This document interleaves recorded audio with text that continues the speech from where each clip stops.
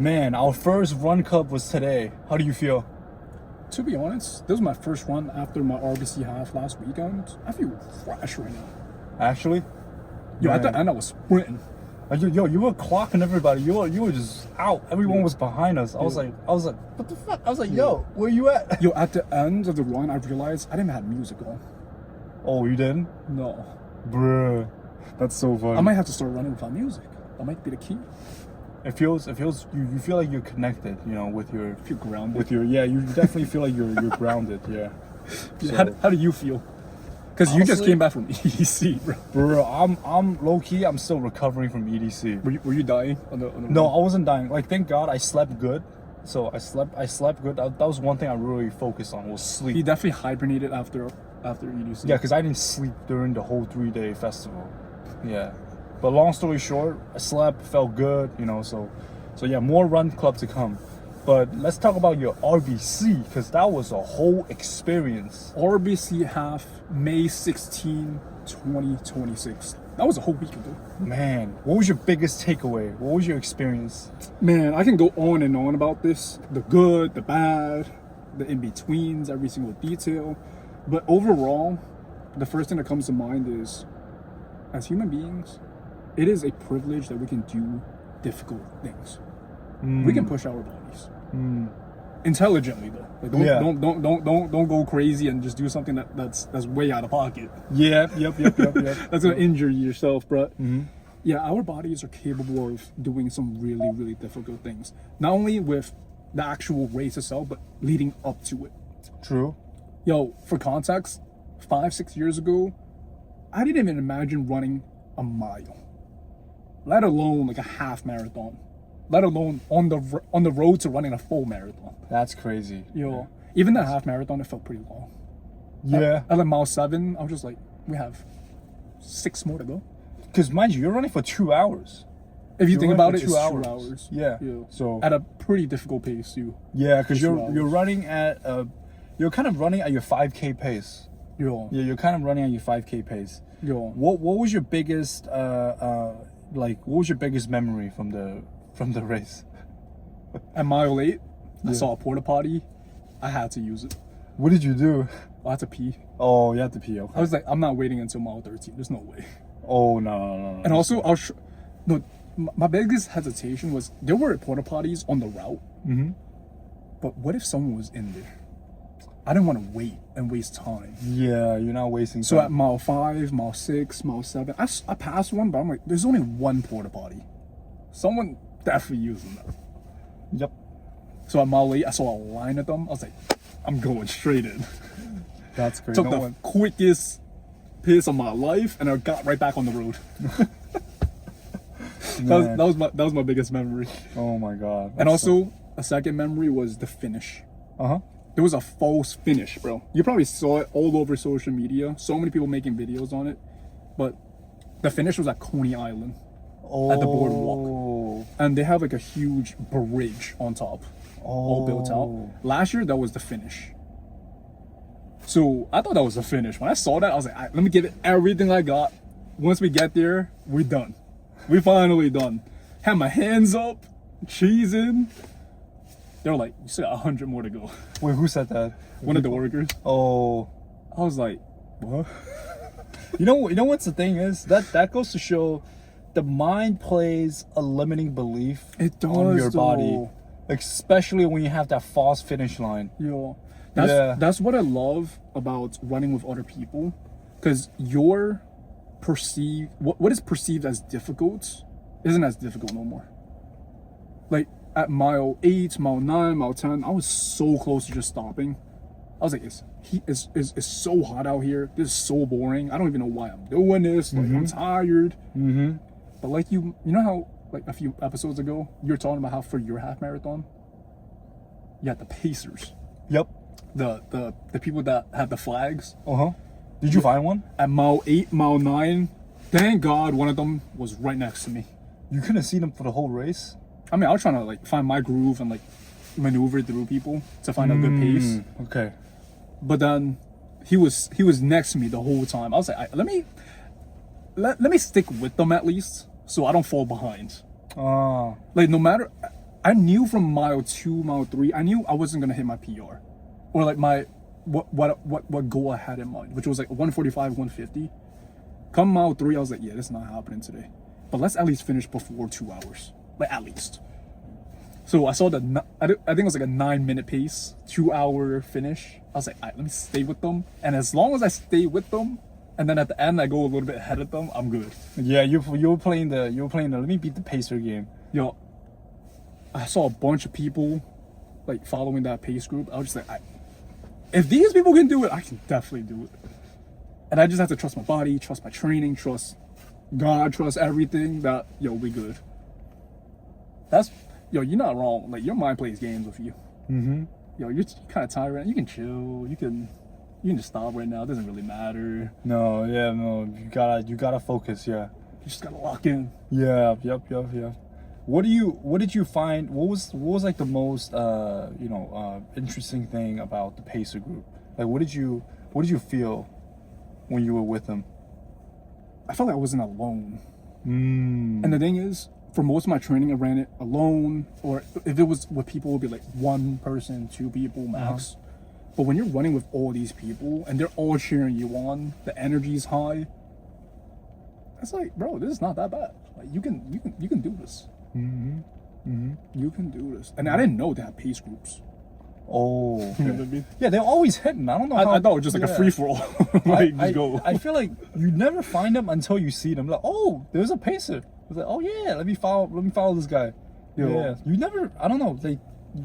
I don't know how you feel, but I've never find them in the starting line. No, that's what I'm saying. I didn't even see them. Yeah, you don't find them. I mean, if those that run, if you guys want to give us tips and tricks on how to find these pacers in the starting line, that would be great. But I feel like they always show up when you need them. Yo, like he just popped up out of nowhere. I was like, yo, he's my savior. See, mine popped up when I was at my low.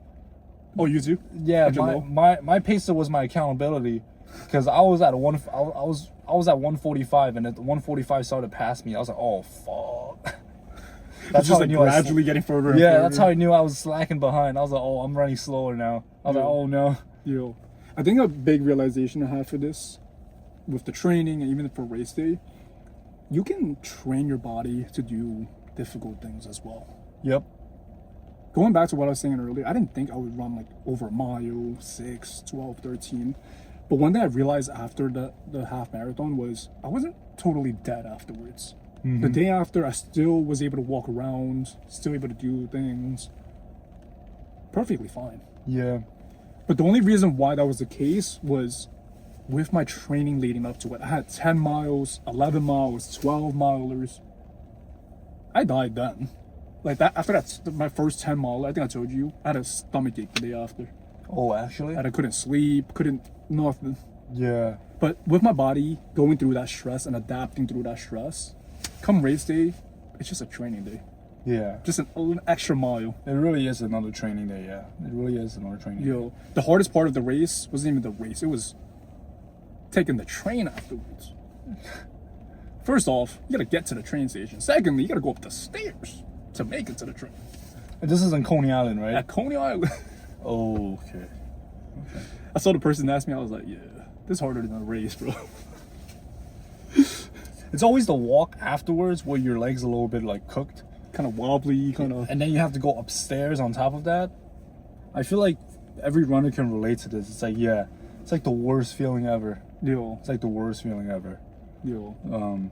But so how did you feel after the race? Like afterwards?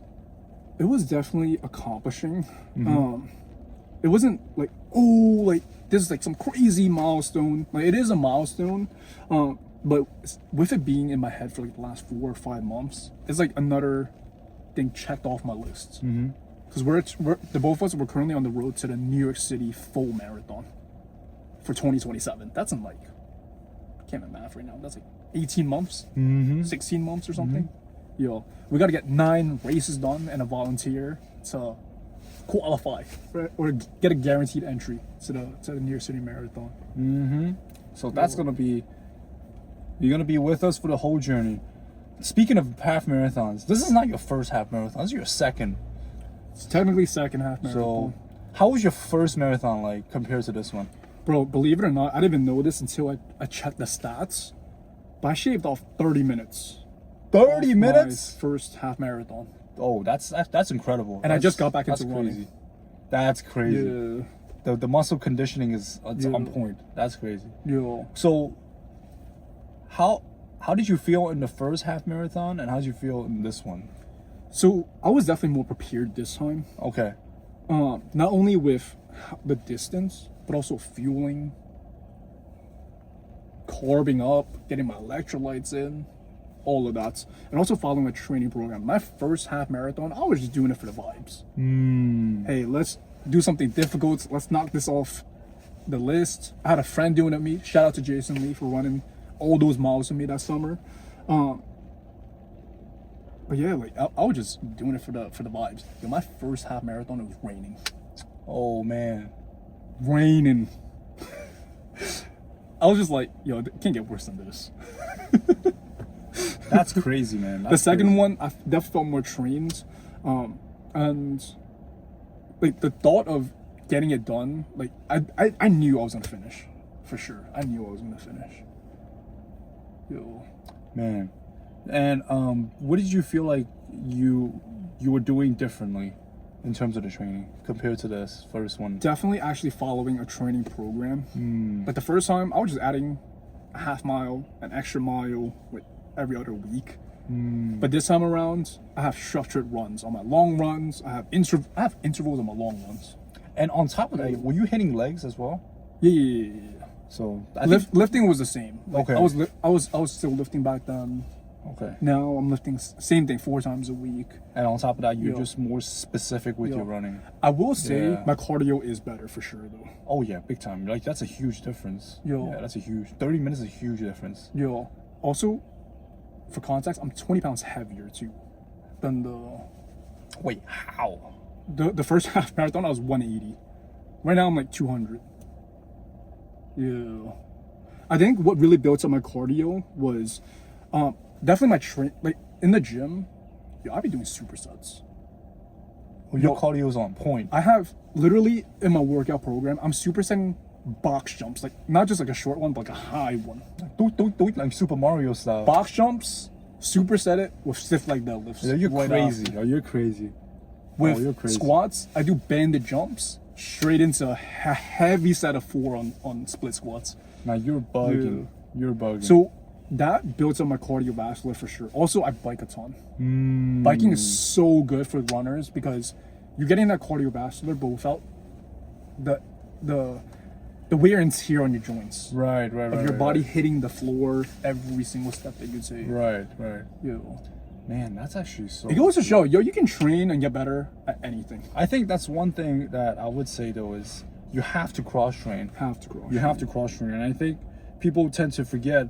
Just because you run doesn't mean that you skip your workouts, your leg day workouts. I feel like it's one of those things where you have to also train and strengthen your muscles to protect your not only your muscles, your tendons, but and also your joints too, for the long term. Because I heard your cardio definitely it improves faster than your body adjusting to the wear and tear, right? Your cardio will likely to stay. Well, it's gonna drop off a little bit if you don't run, but it's likely to stay even if you take a couple weeks off of running to focus on the training and focus on the strength training. No, I meant it's easier for you to improve your cardio than for your body to get used to the wear and tear on.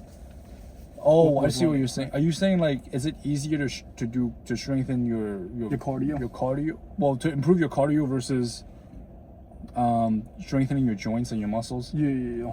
Oh yeah. Because I see videos online where people, they don't even run that often. They run it once a week, but they bike and do other stuff. That's a good question. Yeah, but they're able. We have to look into it. Yeah. But they're able to PR on the races. That's a good question. I feel like there is some papers out there that talk about what is likely to adapt faster, your cardiovascular endurance or your muscle or your strength. Yeah. So that's a good question. That's a good question. But I will say though, the cardio is not worth sacrificing if you have an injury.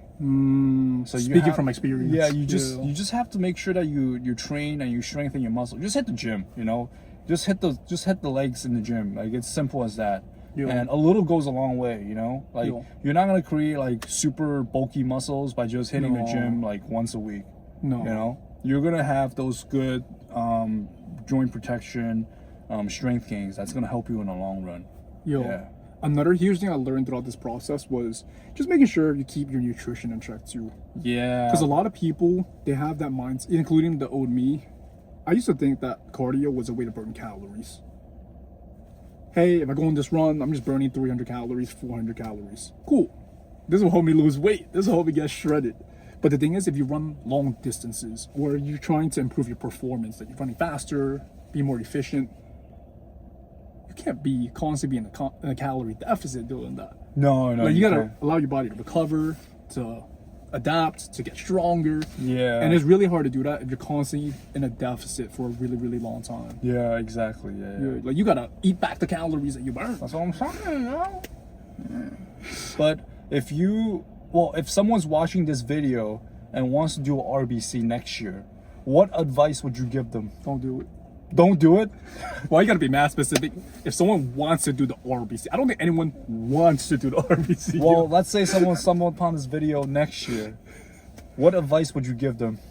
If I were to go back in time, like a few weeks ago, before my first RBC half, definitely train hills. Because those first few miles, it's straight up Prospect Park. Ooh. And you're not leaving that park until mile 6 or 7. True. And I didn't train no hills. True. Yeah. I trained hills twice throughout this whole prep. I gotta speak to myself. Maybe we'll do a run club in Central Park to train hills. Who knows? That would be fun. That would be fun. We should do it. All right. That'd be fun times.